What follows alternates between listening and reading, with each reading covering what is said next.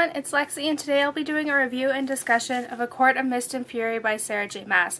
For those of you who don't know, this is the second installment in the Court and Thorns of Roses trilogy, and if you've watched my wrap-up, I think from April, I said that I had a lot of mixed feelings about A Court of Thorns and Roses. In particular, it was because of kind of like the abusive, semi-abusive relationship between Tamlin and Farah. I don't know, I felt like it was just an unbelievable relationship, and we were introduced to this really powerful girl.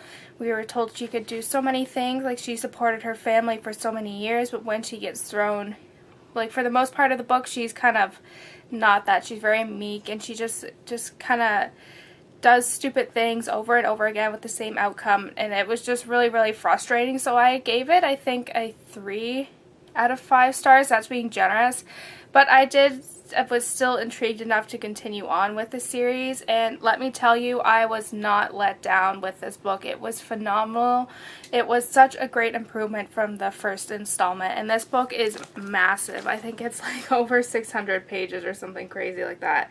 Yeah, it's like 623 pages, and it was just, it blew me out of the water. It was such a great, I feel like in terms of abusive relationship aspect of it, I feel like it's addressed why Farah kind of chose that relationship that wasn't necessarily like healthy, and I like how it kind of addressed that. For this one, we kind of see it takes place right after the last book, a couple months after the last book stops, so the fairy realms have been like released from Armada's Wrath, I think that's how you pronounce it, but yeah, so Farah is now a fae, and she is kind of stuck with Tamlin. She's kind of more of like a trophy wife, I guess you can say, and there's an approaching wedding, and Tamlin doesn't let her do anything. So that's basically all I want to give right now in terms of premise. But if you were kind of iffy about this book from the first one, I highly recommend that you continue on. This is more of like the characters' world building that we've seen in Throne of Glass, and I think you should highly, even if you didn't like it, highly recommend that you continue on. It was worth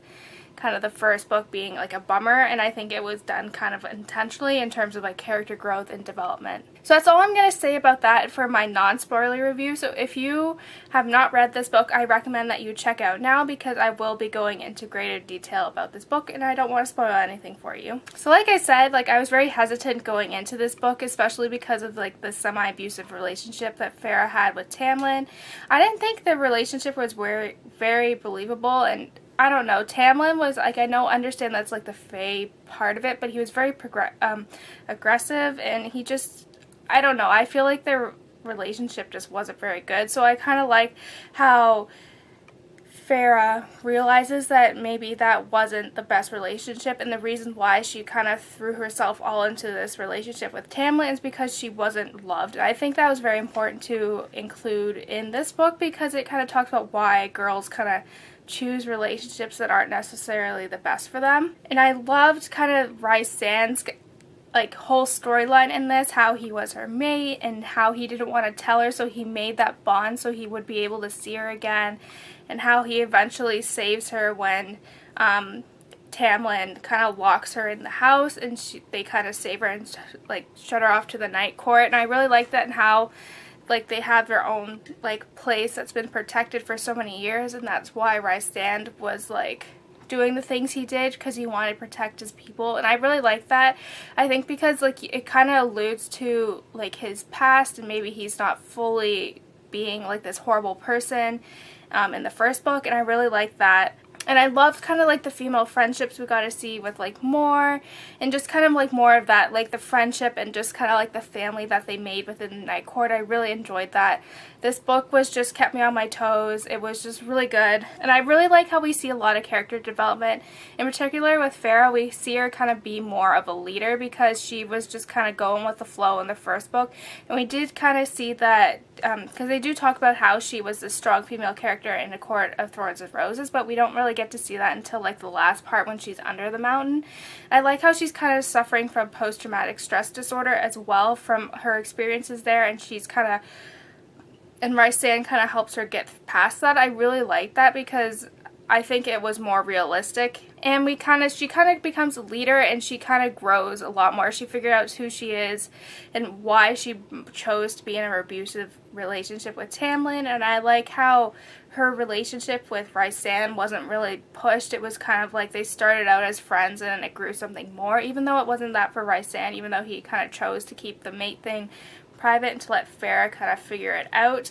I really like that, and just I love his character so much better than Tamlin. Like, oh, like I don't like it. Just like, why would she go with Tamlin? Like, Rhysand is so much better. And I also liked how her sisters became more involved in this as well. Just because they, like, especially towards the end. So obviously in the third book they're going to be in a lot in it because they were turned into Fae and all that stuff, and they were saved by the Night Court, and how Lucien is one of their mates. So I think that's going to be very interesting, and I think because the sisters have so much potential because they were a crucial part in getting like the queens, the human realm queens, into it. I did find though that the part where they were trying to get like the cauldron to be, I felt like it was going to be a trap in the first place, just because I don't know, I felt like there had to be something going wrong because they were doing so good like up until this point, and then I was like, oh, but that ending though where you're like, oh my god, the bond has been broken, like what is going on, oh my goodness. But it was all a trick because the night before she was crowned queen of the Night Court, so their bond runs deeper. And I thought that was like, I was like, holy smokes, oh my goodness gracious, that ending, and how like Farrah sacrificed herself to be with Tamlin, so just everything, so trying to get her back. And I really like that, like the last few chapters, like you're like, oh my god, and then everyone, this is like from Rhysand's perspective, and like everyone's like freaking out, but he's like, oh, don't worry, I have this figured out. But yeah, like I'm excited to see, because now Farrah, the Farrah that we saw in the beginning, that Tamlin saw in the beginning, is not the Farrah that he's with now. So I'm just super excited. It sucks that we have to wait a year for this next one to come out, but I'm just super excited. I'm very happy that I kind of stuck with this, because I was hesitant, but I was like, that's how I did feel with like Throne of Glass. Like it was like okay, but it was like after the second one where this things picked up, and like the world building and character development. So yeah, like if you read this, tell me what you thought about it in the comments below. Like I was just like, I think I had like a little bit of a book hangover after this, because I was just like, oh, I don't know what to do with myself. And it like I even checked the Kindle version out from the library, because I was like, I cannot carry this around with me at school. But yeah, so if you are like, tell me what your thoughts, if you've read this, like what you think about it. Like I love talking about it, and no one I know has read this. So you guys are my only source of communication where I get to talk about these books. So yeah, if you, yeah, so that's it guys. I hope you enjoyed this review and discussion. Don't forget to give this video a thumbs up and let me know what you felt about this book in the comments. So yeah, I'll see you next time. Bye guys!